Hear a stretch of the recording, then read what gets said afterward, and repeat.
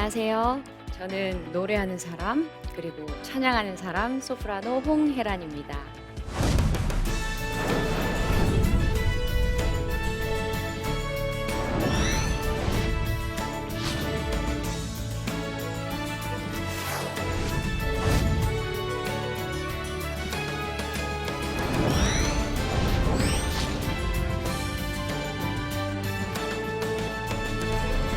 제가 처음에 이 CGN TV 나침반 프로그램에서 저에게 출연 제의를 해주셨을 때 정말 큰 고민에 빠졌어요. 왜냐하면 제가 생각했을 때 저는 하나님 앞에 정말 한없이 나약하고 또 인간적으로 굉장히 매일 넘어지고 실족해서 쓰러지는 그런 사람인데 제가 정말 이 귀중한 자리에 나와서 하나님 이야기를 할 수 있을까? 그 사실이 굉장히 두렵고 떨리기만 했어요. 그래서 제가 하나님 앞에 이 일을 놓고 기도하던 중에 하나님 아버지께서 저에게 그러시는 것 같더라고요. 혜란아, 내가 너에게 그동안 행한 일이 이렇게 크고 놀라운 일들이 많은데 그 자리에 가서 그 이야기 조금만 나누고 올 수 있지 않겠니? 이런 생각을 주셔서 제가 두려운 마음을 그 즉시 내려놓고 이 자리에 나왔습니다. 저는 부족해요. 저는 부족하지만 하나님 아버지께서 제 삶 속에서 행하신 그 일들 속에 저를 어떻게 찬양하는 자로 부르셨는지 오늘은 사실 강연이라기보다는 저의 간증의 자리가 될 것 같습니다. 저는 어렸을 때도 그렇고 지금도 그렇고 늘 찬양하는 사람입니다. 이렇게 이야기를 제가 드렸을 적에 저희 집이 뭐 대단한 크리스찬 집안인가? 아니면 부모님께서 목회자이셨나? 이렇게 생각을 하실 수도 있으실 텐데 저희 부모님께서는 믿음이 없으셨어요. 교회도 나가지 않으셨어요. 그래서 그런 저희 가족을 안타깝게 보시고 동네 교회 목사님 그리고 옆집 아주머니 이런 분들이 저의 손을 붙잡고 저를 교회로 데리고 나가 주셨어요. 그래서 그렇게 부모님 없이 저는 처음 교회로 나가게 되었습니다. 그런데 저는 동네에서 꽤나 노래 잘하기로 소문난 그런 꼬마였거든요. 그래서 교회에서도 항상 성도들 앞에서 그리고 친구들 앞에서 찬양하고 율동하는 일을 도맡아서 했어요. 지금 생각해 보니까 저는 굉장히 잘난 척하기를 좋아했던 그런 꼬마였던 것 같아요. 그래서 친구들 앞에서 찬양하고 율동을 정말 잘하기 위해서 매주 엄청나게 연습을 하고 그렇게 어린 시절을 보냈습니다. 그러면서 초등학생이 되었을 때는 제가 살고 있는 대전에 극동 방송국에 있었어요. 거기에서 일주일에 한 번씩 어린이들에게 찬양을 가르쳐 주는 프로그램인데 선생님 한 분이 기타를 이렇게 치시고 저와 제 친구가 같이 따라 부르면서 그게 이렇게 라디오를 통해서 어린이들에게 찬양을 가르쳐 주는 프로그램이었어요. 거기서도 제가 한 1년 반 넘는 시간 동안 매주 다른 찬양을 불렀어요. 그렇게 하나님 찬양을 열심히 했는데도 저는 그때 어린 나이였지만 하나님이 어떤 분인지 전혀 알지 못했어요. 그냥 저에게 찬양하게 하시고, 내가 좋아하는 노래하게 하시고, 그러니까 너무 좋은 분이다. 그리고 목사님 매주 저렇게 말씀하시는데, 와, 엄청나게 대단한 분이다. 그냥 이렇게만 알고 있었던 것 같아요. 그런데도 이제 저의 의지와 상관없이 그렇게 항상 찬양하는 자리에 세우시고 그렇게 쓰임 받게 해주시는 그런 일을 통해서 저는 어릴 때부터 너무 자연스럽게 성악가의 꿈을 키울 수 있었습니다. 그렇게 해서 저는 중학생이 됐어요. 그러니까 보통 중학교 때는 사춘기, 반항기 이런 게 오잖아요. 저는 다른 데에서는 그런 게 오지 않았는데 하나님께 반항기가 왔었던 것 같아요. 하나님께 의구심이 들었어요. 저는 매일 공부도 열심히 하고 노래도 열심히 연습하고 정말 잘하고 있는 것 같은데 성경 말씀을 볼 때마다 자꾸 제가 죄인이 되는 것 같은 거예요. 그래서 그게 굉장히 불편했어요. 그래서 주위에 참 감사하게도 믿음이 좋은 친구들이 참 많았는데 그 친구들이 항상 혜란아 우리 같이 찬양하자.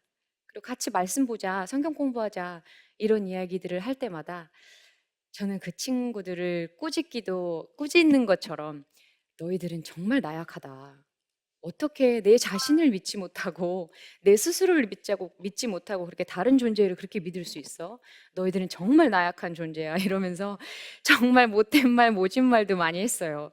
그럼에도 불구하고 친구들이 찬양 서클, 뭐 기독교 서클을 만들어서 저를 자꾸 초대하는 거예요. 저는 불편한데 혜란아, 너가 와서 같이 찬양해 줬으면 좋겠어. 같이 우리 말씀 봤으면 좋겠어.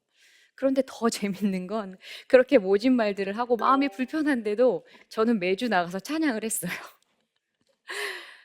그러면서 정말 이상하게 제 마음이 아주 조금씩 무엇인가 열리기 시작하는 느낌이 드는 거예요.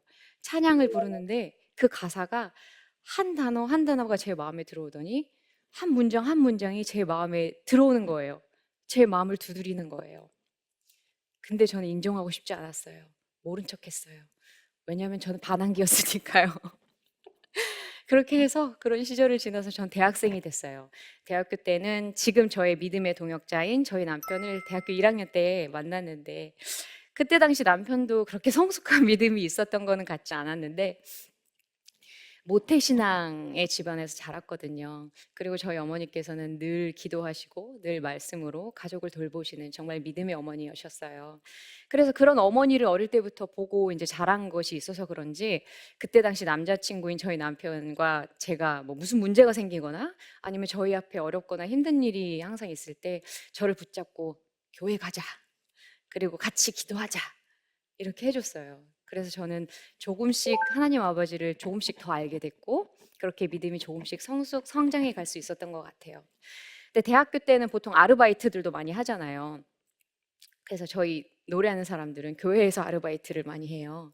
성가대에서 솔리스트를 하고 또 성가대 지휘를 하기도 하면서 사례비를 받아서 이렇게 아르바이트를 하는데 저도 아르바이트를 엄청 했습니다. 그래서 주일이 되면 정말 새벽부터 저녁까지 교회 이곳저곳을 다니면서 찬양하고 또 성가대 지휘하면서 그렇게 아르바이트를 했어요.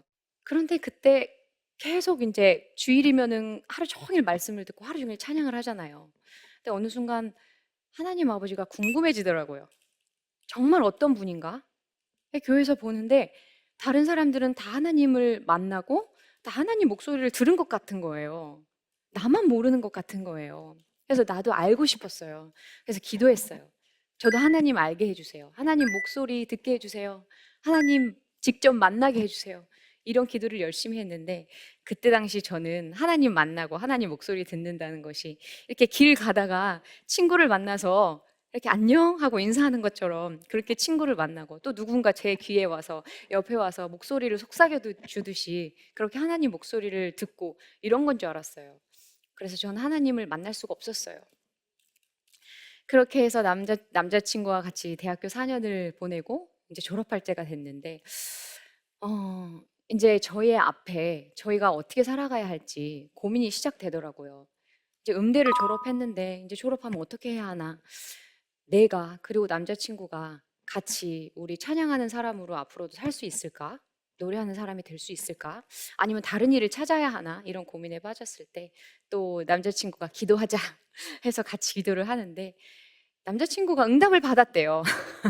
우리 같이 결혼해서 우리는 같이 찬양하는 사람이 돼야 한대요. 그래서 아, 그렇구나. 그런 거구나. 난 하나님을 모르니까 아직 못 만났으니까. 아, 그렇구나. 하고 순종했습니다. 아, 하나님 아버지 그런 건가요? 그럼 순종할게요, 저는.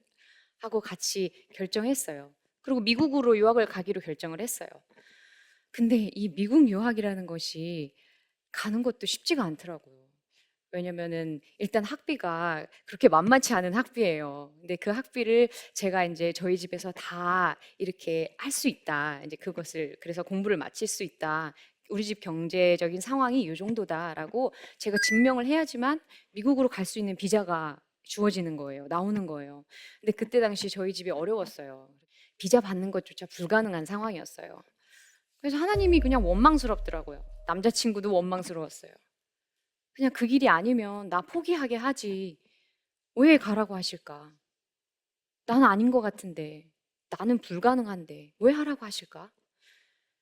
그러면서 막 또 고민하고 기도하고 하는 중에 제 친구가 어느 날 이야기를 해주는 거예요. 어떤 콩쿨이 생겼대요.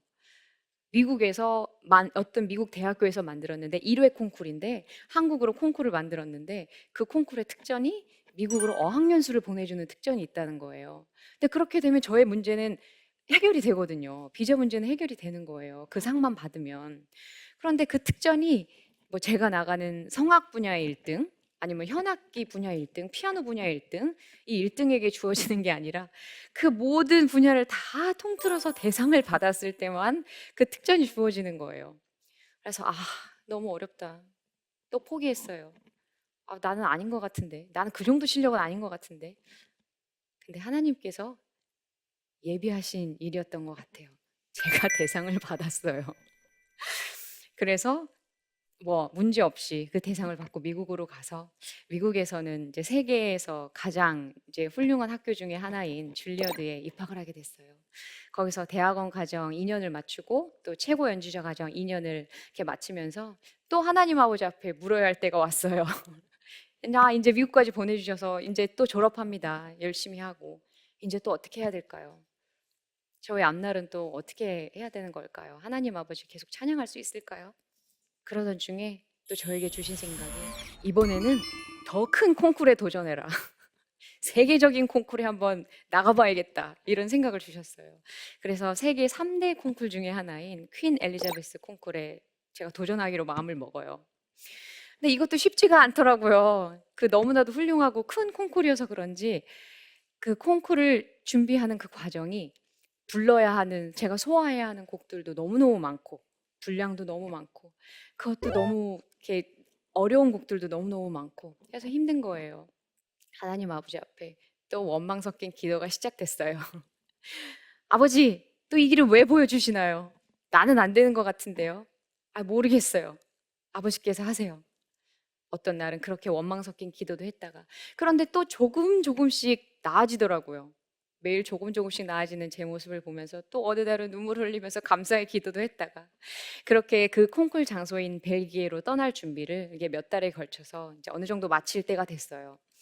그래서 내일 모레면 이제 이틀 뒤면 벨기에로 떠날 때가 되었는데 마지막으로 저를 가르쳐 주시던 이제 저희 지도교수 선생님 앞에서 그 모든 노래를 쫙 이제 불러보는 시간이 됐어요. 이게 다 마쳤는데 선생님께서 그러시는 거예요. 혜란, 그 콩쿠르 안 나가면 안 돼? 그래서 왜 그러시냐고, 왜 그렇게 생각하세요, 선생님? 그랬더니 제가 완벽하지 않대요. 몇 달을 그렇게 눈물을 흘리면서 눈물 콧물 흘리면서 준비했고 또 내일 모레면 가야 하니까 비행기표도 준비됐고 모든 상황은 준비가 됐는데 제가 준비가 안 되고 제가 완벽하지 않대요. 너무 속상하더라고요. 당혹스럽기도 하고. 그래도 이게 하나님께서 보여주신 길이었으니까 기도했어요. 남편과 같이 손 붙잡고 무릎 꿇고 기도했어요. 그래서 한참 기도를 하고 이제 눈을 떴는데 남편이 얼굴이 아주 편안한 얼굴로 밝은 얼굴로 저한테 이야기를 시작하는 거예요. 혜란아, 너가 그동안 미국으로 유학 와서 바쁘다는 핑계로 공부 열심히 한다는 핑계로 하나님하고 일대일로 친밀히 만날 수 있는 시간이 없었잖아. 너 그런 교제 못 했잖아.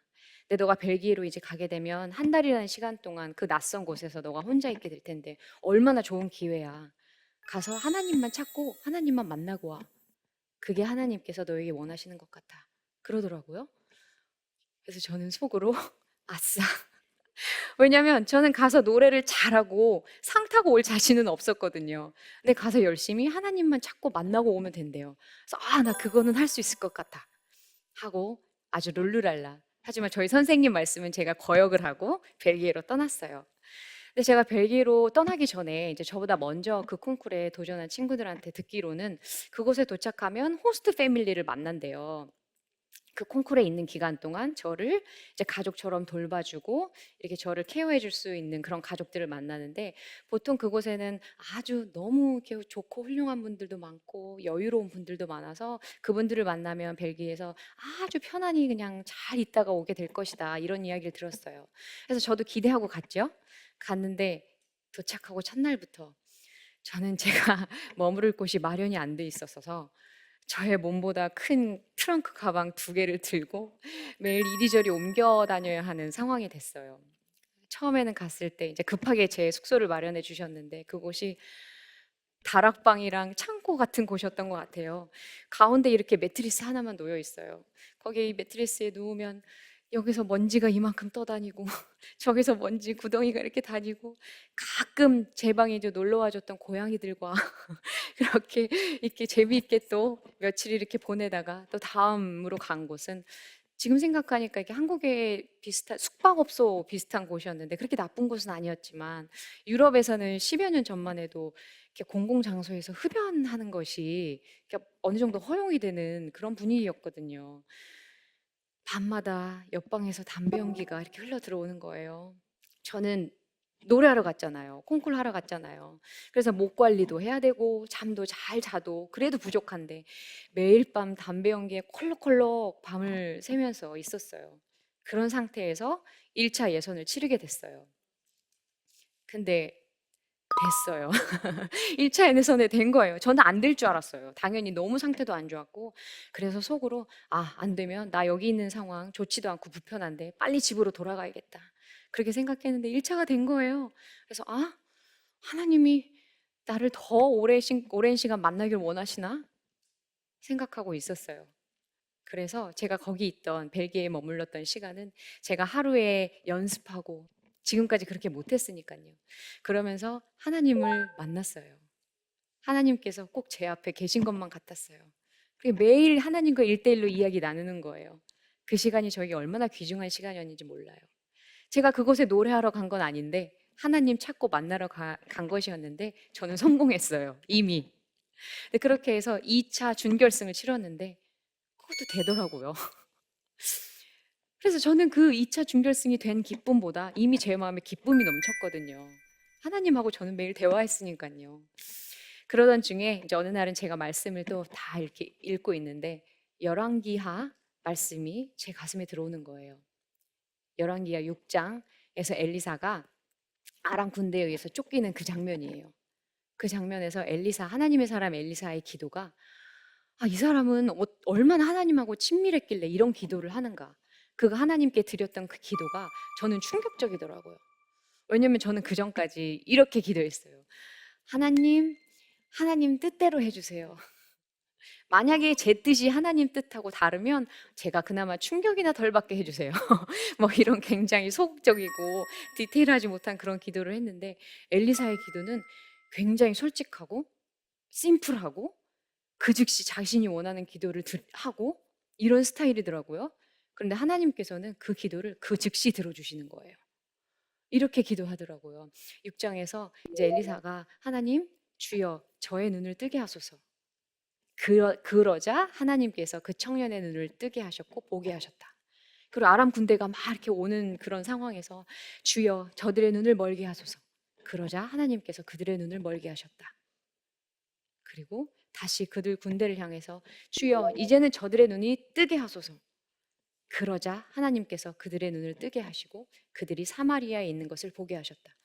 이렇게 그 즉시 응답을 해주시는 그의 기도를 보고 저는 그게 충격적이었어요. 굉장히 놀라웠어요. 그래서 저도 그런 기도를 해봐야겠다 하고 생각했어요. 하나님, 제 기도도 들으시는 거죠? 그러면 저도 이번 콩쿠르에서 1등하게 해주세요. 그런 어이없는 터무니없는 기도를 해요. 그게 인간적으로 말이 안 되는 얘기였어요. 왜냐면은 그 콩쿠르에는 저 이전에는 동양인이 한 번도 상을 탄 적이 없어요. 그리고 이미 세계적으로 이름이 이렇게 유명했던 그런 성악가들도 참가해 있었고 큰 매니지먼트에 소속이 돼서 세계 극장에서 활동하고 있는 참가자들도 있었어요. 근데 제가 우승을 하다니요. 이제 학교를 갓 졸업했는데 그건 인간적으로 말이 안 되는 얘기였거든요. 근데 마음 한켠 궁금하기도 했어요. 하나님 정말 그럼 내 기도도 들으실까?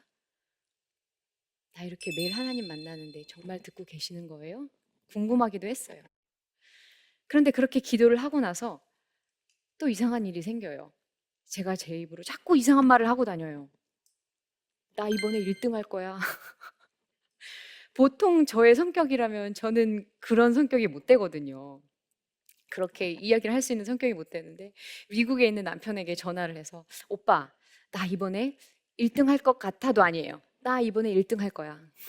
나 하나님께 기도했는데 하나님이 그렇게 들어주실 거거든. 그리고 저에게 그 콩쿠르를 나가지 말라고 했던 선생님께도 전화해서 선생님, 저 이번에 1등 할 거예요. 웃으시더라고요. 웃으면서 그래, 끝까지 최선만 다해라 하시더라고요. 근데 저는 속으로 그랬어요. 안 믿네. 진짠데. 난 하나님 매일 만나고 있는데. 그렇게 생각했어요. 그리고 결승이 시작됐어요. 결승은 4일에 걸쳐서 결승을 하는데 저는 둘째 날 마지막으로 제가 이제 노래를 했는데 너무나 감사했던 것은 제가 지금까지 하나님 아버지와 매일 이야기하고 매일 함께 했잖아요. 그 무대 위에서도 저는 노래를 한 게 아니었어요. 그냥 계속 대화를 나눴어요. 그 노래 안에서, 노래를 통해서. 하나님 아버지께서 바로 제 앞에 앉아 계셨어요. 그날 그 콩쿠르에 그 벨기에 여왕님도 오셨대요. 사람들은 막 보통 여왕님이 콩쿠르에 잘 못 오시는데 오셨다고, 좋겠다고, 오늘 아주 특별한 날이라고. 저에게는 중요한 일이 아니었어요. 왜냐하면 더 중요한 하나님이 제 앞에 계셨거든요. 그렇게 감사함으로 결승을 마쳤어요. 제 다음에 이제 이틀이 남았잖아요. 저는 아직 듣지도 못한 참가자들이, 아주 쟁쟁한 참가자들이 남았는데도 저는 궁금하지 않았어요. 저는 이미 마음에 모든 것을 가졌고 승리했거든요. 그렇게 해서 이제 콩쿠르이 다 끝나고 마지막 이제 수상자 발표 날이 되었어요. 그래서 이제 준비를 다 하고 이제 갔죠.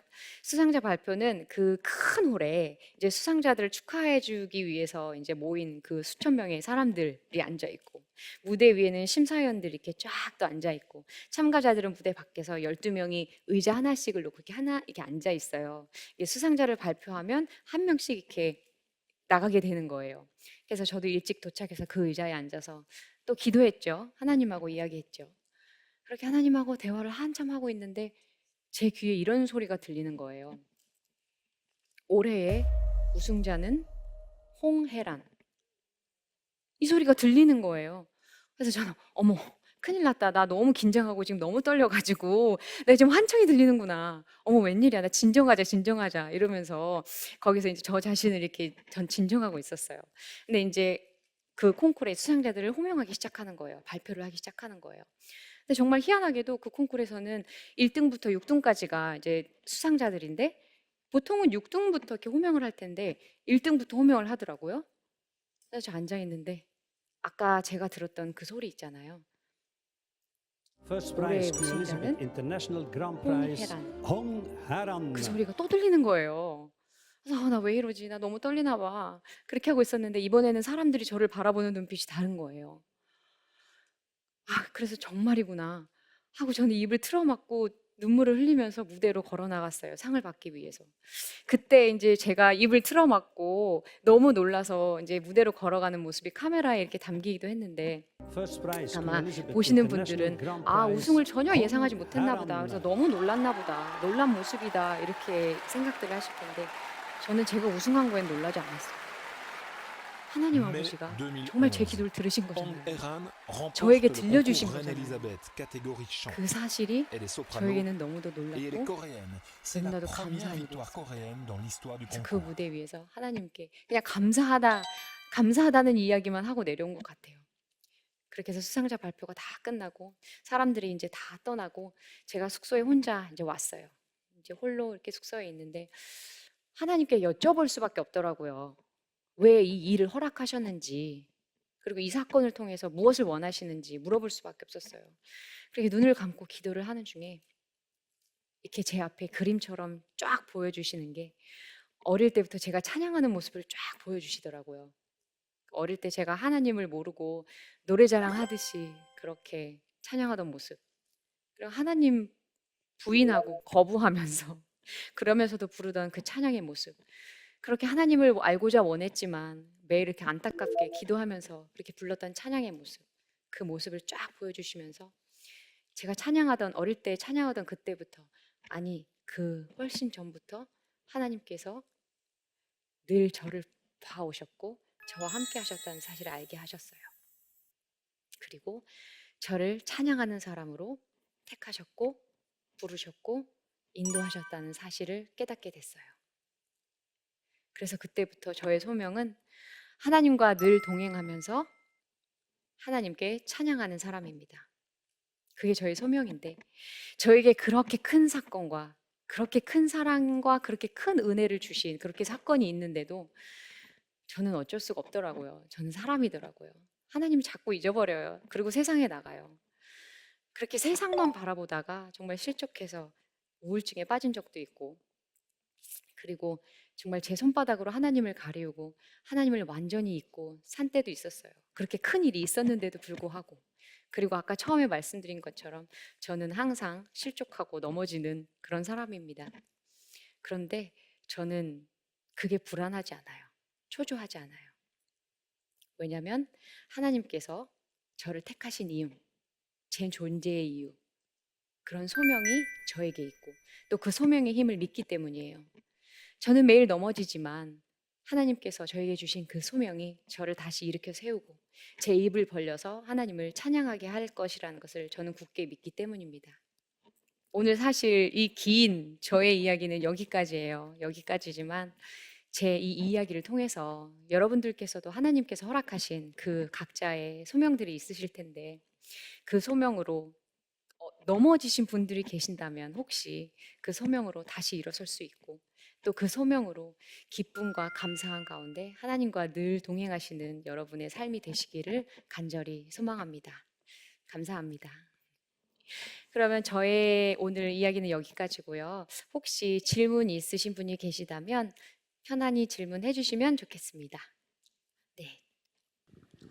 성악가를 지망하는 학생들이 갖춰야 할 뭐 소양이나 마음가짐이 있다면 어떤 것이 있을까요?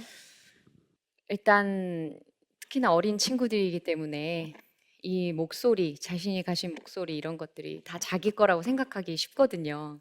근데 사실 목소리는 저희 것은 아니거든요. 그리고 이것이 아마 그 성악 지망생들이 점점 이렇게 성숙된 이제 성악가들이 되면서 저절로 느끼게 되는 일일 거예요. 그리고 저희 성악가들이 정말 감사한 것은 저희들은 항상 하나님의 그런 존재를 의지할 수밖에 없어요. 무대에 오르기 전에 항상 기도할 수밖에 없거든요. 왜냐하면 제 존재 자체는 너무 부족하기 때문에. 그래서 저는 항상 그것이 감사한데 그것을 느낄 수밖에 없지만 아직 어린 나이이지만 그래도 먼저 이제 생각해보고 마음가짐을 가져야 할 것은 목소리는 자기 것이 아니다. 그래서 언젠간 하나님께 돌려드려야 하는 것이고 하나님 의지하면서 자신이 실력을 키워나가야지만 된다는 것을 알아야 할 것 같아요. 그러면 오늘 저의 강연은 여기까지고요. 지금까지 저의 이야기 들어주셔서 너무 감사합니다. 오늘도 주님께서 주신 소명과 함께 기쁘고 감사한 하루 되시기를 소망합니다. 감사합니다.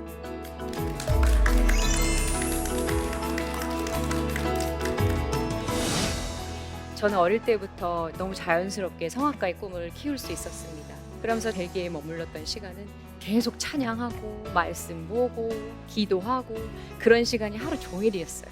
매일 하나님과 1대1로 이야기 나누는 거예요. 그러던 중에 또 저에게 주신 생각이 세계 3대 콩쿨 중에 하나인 퀸 엘리자베스 콩쿨에 제가 도전하기로 마음을 먹어요. 우승자는 홍혜란. 그리고 이 사건을 통해서 무엇을 원하시는지 물어볼 수밖에 없었어요. 저를 찬양하는 사람으로 택하셨고 부르셨고 인도하셨다는 사실을 깨닫게 됐어요. 목소리는 자기 것이 아니다. 그래서 언젠간 하나님께 돌려드려야 하는 것이고 하나님 의지하면서 자신이 실력을 키워나가야지만 된다는 것을 알아야 할 것 같아요.